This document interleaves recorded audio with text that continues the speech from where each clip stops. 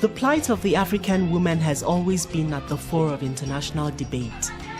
Seen as the weaker vessel, the woman is often at the receiving end in cases of disasters.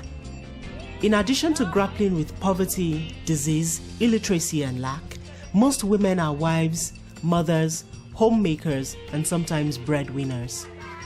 The weight of all this is often too much for her fragile shoulders. Yet she has borne it for generations and may still continue to if the course of her destiny is not changed. In Nigeria, we have diverse cultures, tradition, religion, ethnicity, and all that affect the background of women's participation in education. And we know that those who are mostly poor are those who have not received any form of education that could improve their lives.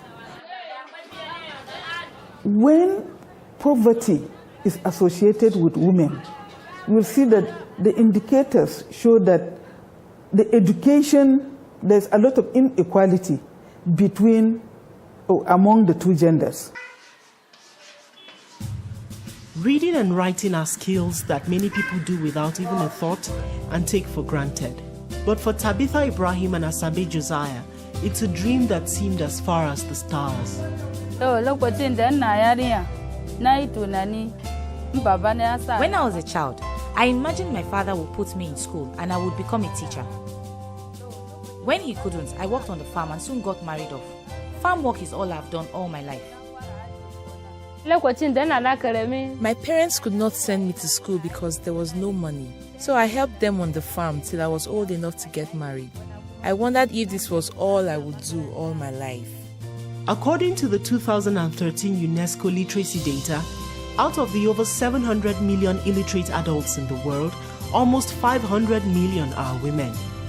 This staggering figure is made worse by cultural, social, and sometimes religious factors. Globally, for example, it is said that every 3 adult illiterates, 2 of them are women. That statistic is staggering.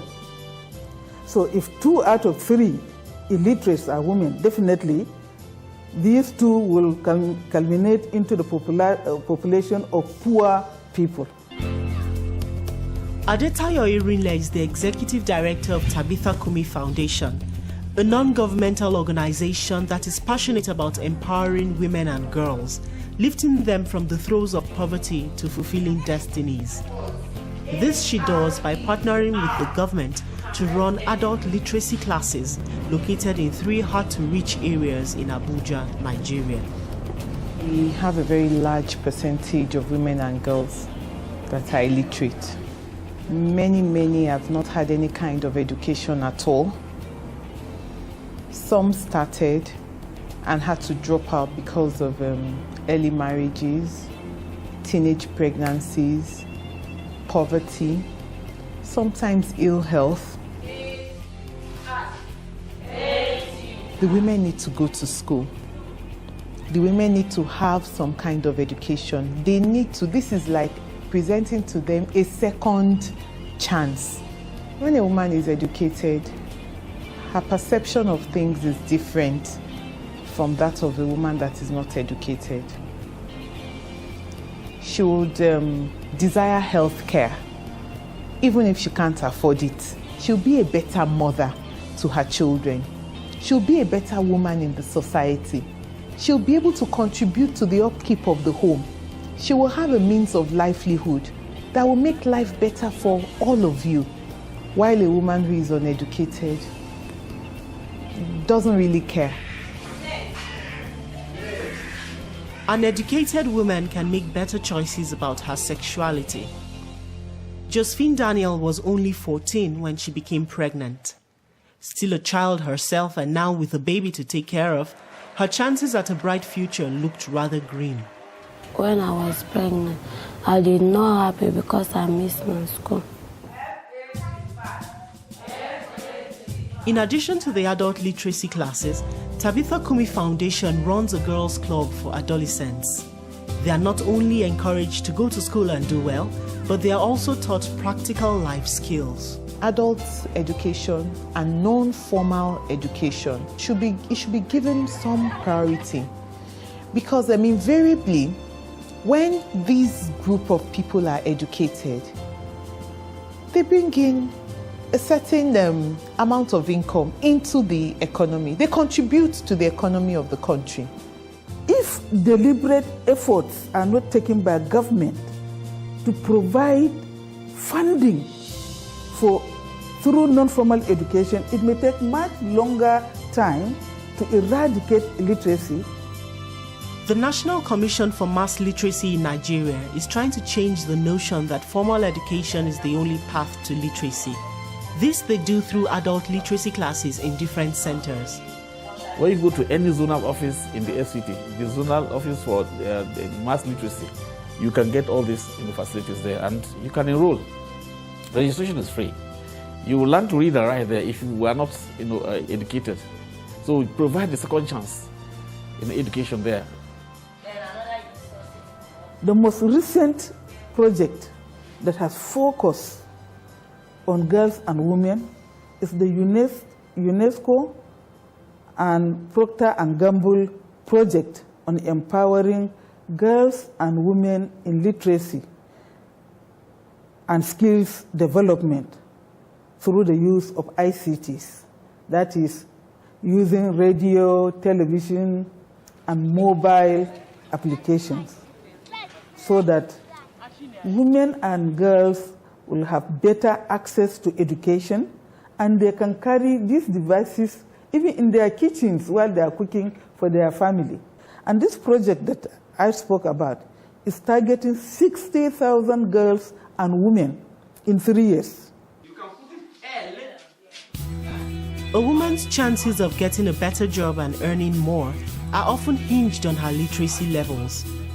Mary Jayeola and Alice Julius could not get decent jobs because they were uneducated. Now they are on the right path for a quest for knowledge. Before now, I finished my primary school, then I stopped. I have to marry. Then after that, I see I have no any other job to do. So I decided to come back and finish my education so that I can have my certificates, even to have a small job to live on.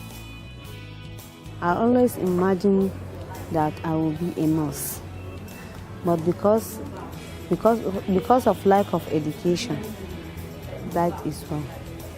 When I heard that there was free education for women, so I feel free because I'm going to become an educated person. Without the efforts of non-governmental organizations like Tabitha Cumi Foundation, women like Asabe, Tabitha, Bridget, Mary and Alice would not have had a second chance at education and a promising future. I've seen women start from writing A for apple, B for boy, to writing 2-letter words, 3-letter words, and writing sentences in beautiful handwritings. When the school started, of a truth, I didn't know A or B, but now I know A, B, C, and other words. I am very happy to learn. They cheated us a lot. I didn't know how to transact business in the market because I could neither read, write, nor calculate. My life has changed. Before now, I knew nothing about personal hygiene. Now I know how to give the children and myself regular bath and keep our environments clean. Also, we've been taught how to manage small businesses, save and invest bit by bit. We are healthier and happier. I thank God as them bring this school for us. Before, if somebody they speak with me, I don't know how to answer them because I cannot speak English. As them bring the school now, I can write, I can read. I thank God for the school that they bring for us. And I see now that there's something that cover my eyes, but now I can see well because I sabi read. A, B, C, D. E, F, G, H, I, J, K, LMNOQRSTUVWXYZ.